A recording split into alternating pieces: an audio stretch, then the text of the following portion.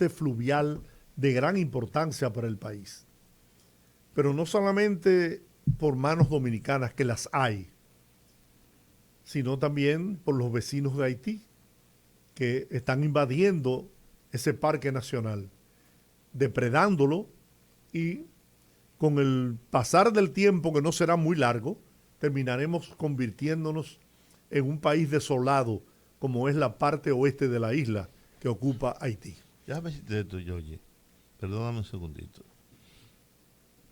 Yo sigo quejándome de que el gobierno tiene una muy mala comunicación.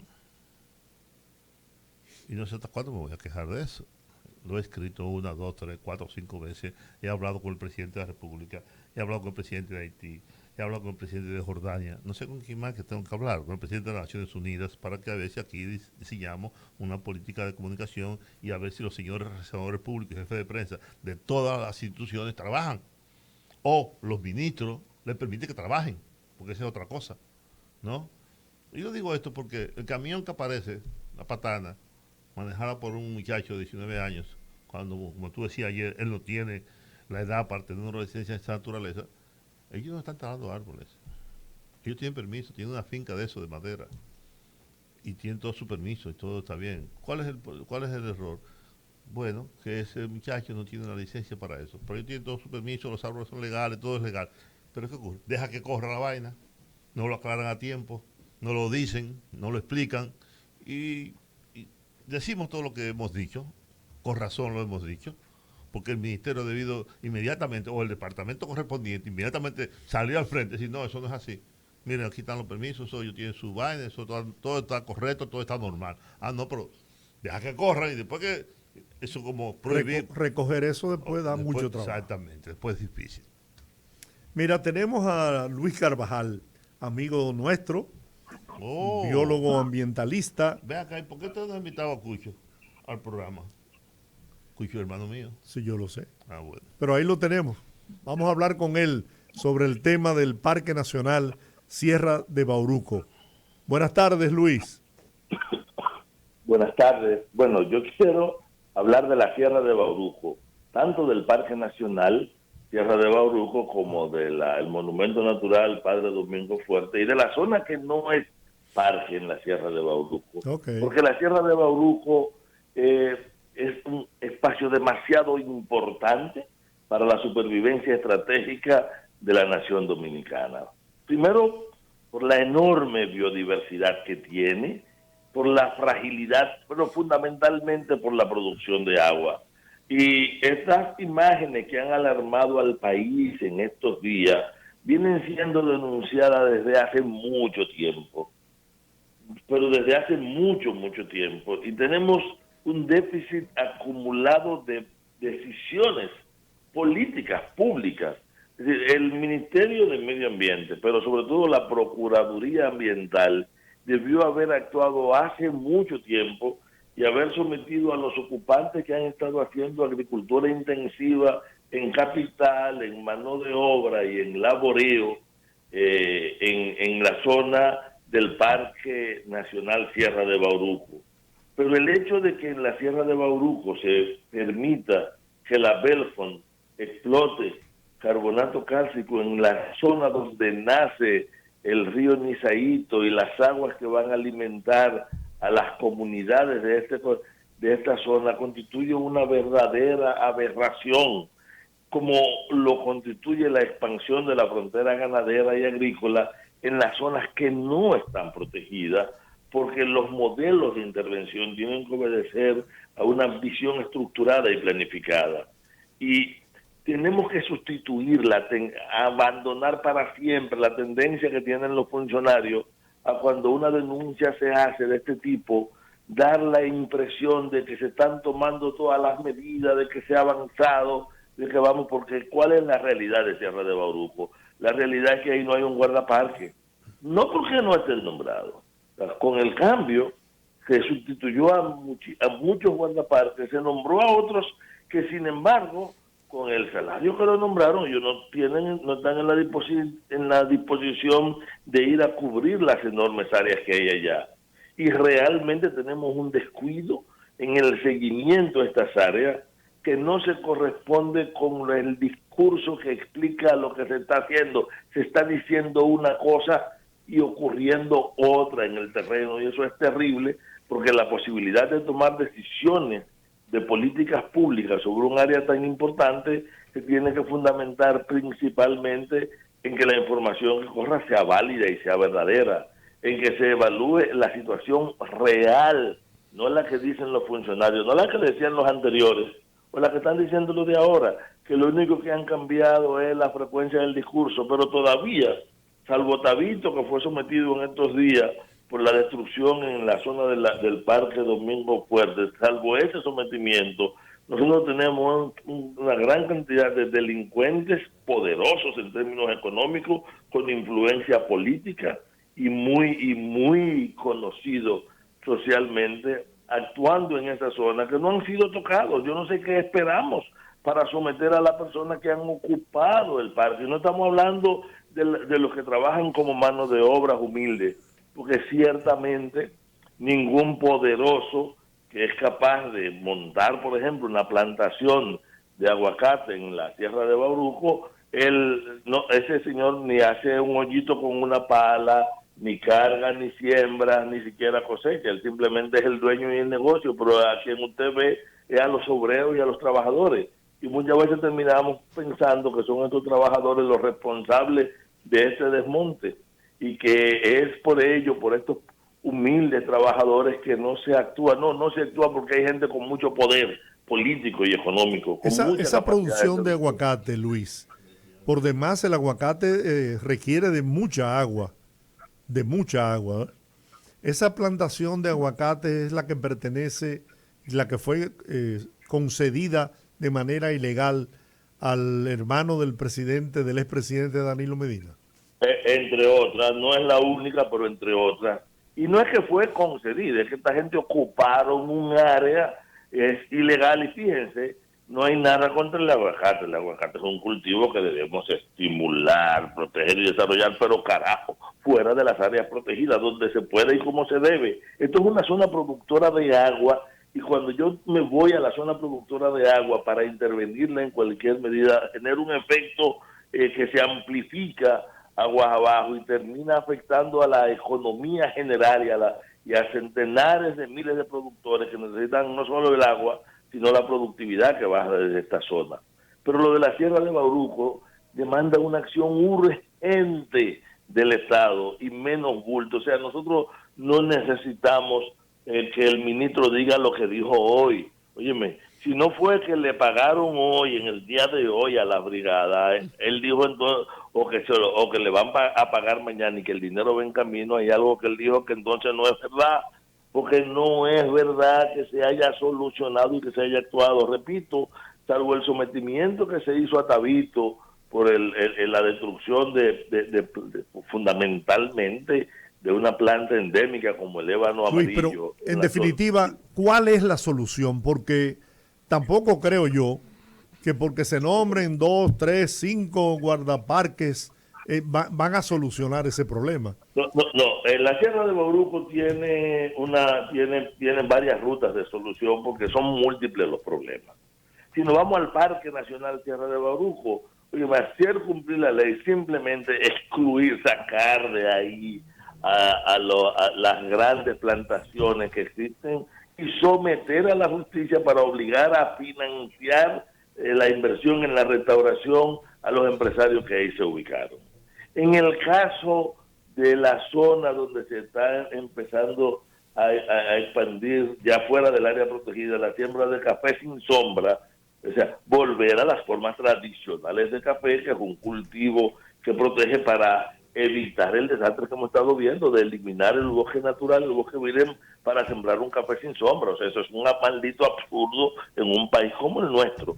Pero estamos obligados a excluir la minería de la zona de producción de agua para el caso de la Belfond. La presencia de la Belfond allí en realidad es un desafío a las comunidades del sur, que por suerte lo están enfrentando, y eso puede constituirse en un factor de inestabilidad social y política para el gobierno dominicano, porque no es verdad que las comunidades locales se van a dejar morir, no se van a dejar matar, porque quitarle el agua es prácticamente matarlo. Eso quiere decir que la concesión de la Belfond y otras concesiones mineras que están en la zona tienen que ser refrenadas. Esa no es una zona para minería intensiva, y desde luego tiene que haber una política de acompañamiento a los esquemas de producción que planteen esquemas formales, racionales, que los hay y que tienen que ir más allá de una frase o de un discursito. Necesitamos políticas agropecuarias pertinentes para que allí donde se pueda se haga la agricultura y la producción de carne en la forma que se debe, pero no es el Bauruco Oriental, ni es el Parque Nacional Sierra de Bauruco la zona en la que puede estar sometida a esta presión. Fíjense lo siguiente, en las cotas más bajas de la Sierra de Bauruco hay una producción de café importante que necesita acompañamiento, modernización, que necesita diversificación productiva. Para nosotros garantizar la protección del área, necesitamos rodearla de un foco de desarrollo, pero un desarrollo con intervenciones pertinentes. No es que venga un tigre porque tenga mucho cuarto, compra un terreno, devasta todo absolutamente para ir a un cultivo que terminará a la larga fracasándole, porque aunque pueda recuperar en poco tiempo su inversión, él no puede hacer agricultura como si estuviera haciendo minería. Eso es lo que uno llama agricultura minera, la que destruye el propio sustrato en el que está. Y hay esquemas, pero esos esquemas demandan de políticas reales y demandan además de que cualquier proyecto de inversión productiva en esta zona sea correctamente evaluada, debidamente supervisada, realmente acompañada por el Estado Dominicano. ¿Se puede cuantificar el daño que ya se le ha infligido a esa zona? Mira, ocurre que la cuantificación de los daños ambientales pasa por dos procesos difíciles. Uno, si vamos a expresar el daño como una expresión financiera, o sea, monetaria, es decir, mira, esto significa tal cantidad de dinero, es difícil decirlo. Pero para que veas, el canal Nizaíto es la única fuente de agricultura que tú tienes, ¿verdad?, de Oviedo, sí, a Barahona, en esa zona. La disminución del agua del canal Nizaíto implica una pérdida significativa para los productores agrícolas y una amenaza, pero hay 23 comunidades que usan el agua que baja del Bauruco Oriental y muchas de ellas no disponen de esa agua ahora. O sea, a la hora de nosotros evaluar y darle un valor monetario a esto es muy difícil. Es como un anuncio que dice, mira, esto no es que no tiene precio, es que no es cuantificable, pero no es cuantificable porque todavía nosotros no manejamos una estadística nacional de lo que estamos perdiendo por el deterioro ambiental. Y solo podemos hacer proyecciones. Lo que yo te puedo asegurar es que no habrá posibilidad del desarrollo turístico del sur, ni de ningún otro tipo si no hay agua. Que la disminución del agua del río Mulito pone en peligro todas las inversiones que ha hablado el Estado Dominicano para Bahía de las Águilas y para el desarrollo de Pedernales, porque el agua de ahí viene de la Sierra de Bauruco, y si estamos golpeando la Sierra de Bauruco, no es verdad que hablar de desarrollo turístico en esa área. De eso se trata. O sea, estamos hablando que el río Mulito ha sido mermado considerablemente. Sí. Prácticamente todas las aguas que bajan de Sierra de Bauruco han sido mermadas muy considerablemente. Y fíjate el riesgo no solamente de disminución en cuanto a cantidad, a frecuencia, sino también a la calidad de estas aguas. Y esto constituye de verdad un problema de supervivencia estratégica de toda la región. Óyeme, no habría dónde buscar el agua el día que estas fuentes que provienen desde el Bauruco se disminuyan, y la gente no cree que los ríos mueren y desaparecen. Todo el que tiene más de 30 años conoce un río que antes tenía mucha agua y ahora no tiene, o un río que antes era y ya no es. Entonces nosotros no podemos continuar con ese proceso. Es un proceso que hay que frenar, Bueno, te quiero mudar ahora para la Cordillera Central, Valle Nuevo. Sí. Se ha logrado avanzar en Valle Nuevo, por lo menos en la parte que corresponde a Constanza, ha sido ya recuperada totalmente, y se está trabajando en la parte que corresponde a San José de Ocoa? Espérate. Tanto como decir que se ha recuperado totalmente, han habido acciones reales en la parte que corresponde a Constanza. Y ha habido muchas promesas y anuncios que vuelven con algo que ustedes conocen, y es que damos un plazo, cuando el plazo se vence lo extendemos, cuando se extiende tenemos algunas consideraciones y al final volvemos sobre lo mismo. A mí me gustaría recordarte, porque tú eres un periodista, bueno, iba a decir viejo, pero no viejo de edad, y eres un periodista con muchos Hoy años de también de edad. experiencia. Bueno, pero está bien. Lo que te iba a decir es lo siguiente: un periodista como tú ha tenido que discutir muchas veces la noticia de que se está protegiendo a Valle Nuevo y de que se está sacando a la agricultura. Sí, ¿Cuántas veces ha vivido? ¿No te parece un déjà vu que se repite cada cierto tiempo con los cambios de los gobiernos, de los funcionarios y con la crisis? sí. Ocurre que para poder resolver esto, lo primero que tenemos que definir es que no solamente claramente los límites, es que no es posible que yo tenga todas estas trampas de agua, estas macro inversiones, y nosotros lo que pensemos es premiar y no sancionar a los violadores de esta área protegida. Incluso a mí me sorprende cuando se dice, no, nosotros estamos buscando tierra en otro sitio, pero ocurre que los que están allí no es verdad que sean pequeños agricultores. Hay pequeños agricultores en el contexto que merecen un trato especial, pero a los grandes inversionistas que son los que más han deteriorado el parque, hay que obligarlos a financiar, como dice la ley, la recuperación de ese parque. Hay que someterlos a la justicia. Pero nosotros venimos con una jodida mano blanda, y no se trata de, yo no estoy recuperando el discurso fascistoide de mano dura que anda por ahí, pero ahí hay una terrible comprensión frente a estos delincuentes ambientales, cuando lo que se requiere es claridad y firmeza. Mientras el Estado esté mamoneándose y manifestando este rostro permisivo, no vamos a poder resolver el problema. Lo que pasa es que muchas veces detrás de ese desorden hay un terrible negocio, y sufren los gobiernos y los estados de criticarlo cuando esté el otro y luego ponerlo a su servicio cuando le toca a ellos administrarlo. Nosotros exigimos al ministro de Medio Ambiente que frene esos jodidos plazos.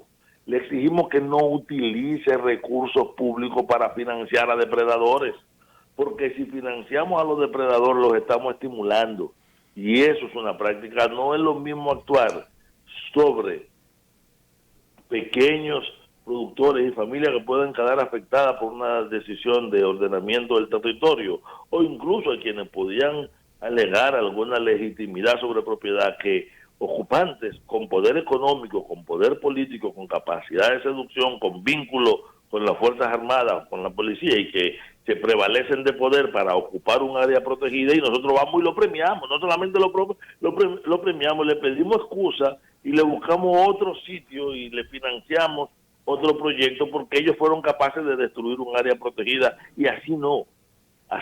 Mientras esto ocurre a los verdaderos campesinos pobres, a los verdaderos ocupantes, ellos siguen más jodidos todos los días y terminan siendo víctimas de este esquema de manejo del Sistema Nacional de Áreas Protegidas. Bien, Luis, pues te agradezco mucho que nos concediera este tiempo para hablar sobre un tema que es de alto interés para la República Dominicana. Pues gracias a ustedes por la invitación. Y yo sé que ya hacen un buen café, así es que iré un día a tomármelo con ustedes. Te esperamos con mucho gusto por acá. Un abrazo y saludo a tu media naranja, mi gran amiga. Así haré. Pues nada, un abrazo a todos ustedes. Bien. Gracias. Bueno. Marianinosca Polanco, 15 años, asesinada en Yaguate, embarazada de 5 meses. Pero oigan la fichita que fue a la que supuestamente se le zafó el tiro. Es una fichita porque ha sido detenido varias veces por la policía, acusado de atracar a varias personas, datos documentados, y también deporte ilegal de armas y una serie de delitos. María Ninosca estaba supuestamente con su pareja, con el papá de su hijo, compartiendo, y un amigo estaba mostrándole al papá de su hijo una pistola.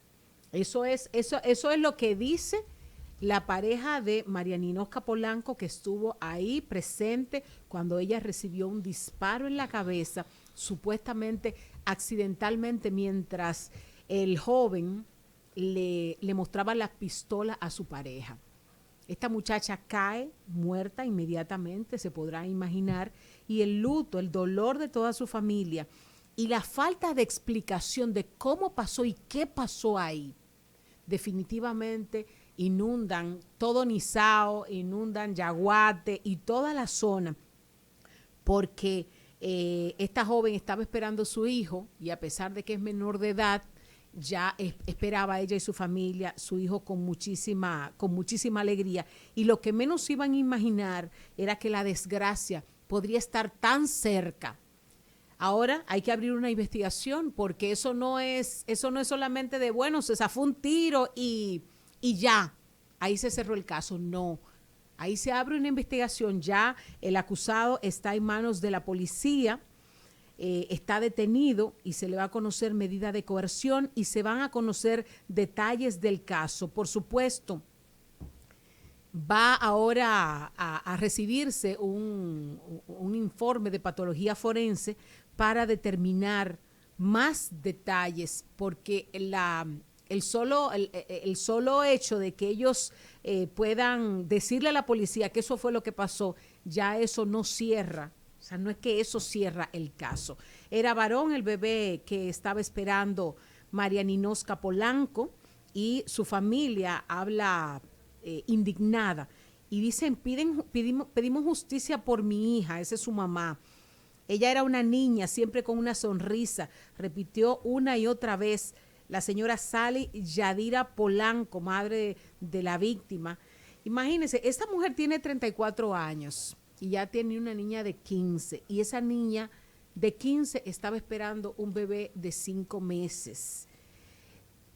Miren, esto, por supuesto, aparte de la situación que les está afectando, pero cuando vemos casos como estos, también podemos ver cómo se reproduce un modelo que nosotros como país estamos tratando de luchar para erradicar, lo que es el embarazo en adolescentes, las uniones tempranas, que hacen que muchas veces las jóvenes estén donde no tienen que estar, buscando lo que no tienen que encontrar, como en el caso de María Ninosca Polanco, que lamentablemente se vio en esta situación sin ella siquiera imaginárselo. Bueno, buenas tardes. Buenas tardes, don Rudy.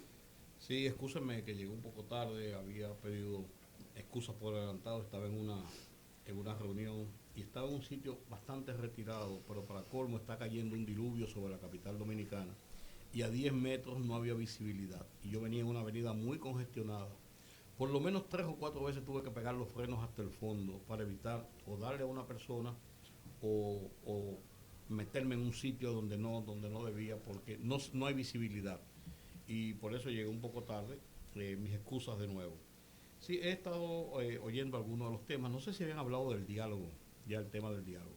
No, todavía. Lo que pasó en el diálogo de hoy, para mí es que son las 5:56 y yo prefiero hablar un poquito más adelante de ese tema. Mientras tanto, ha llegado una noticia hace un momentito, la distribuye CNN.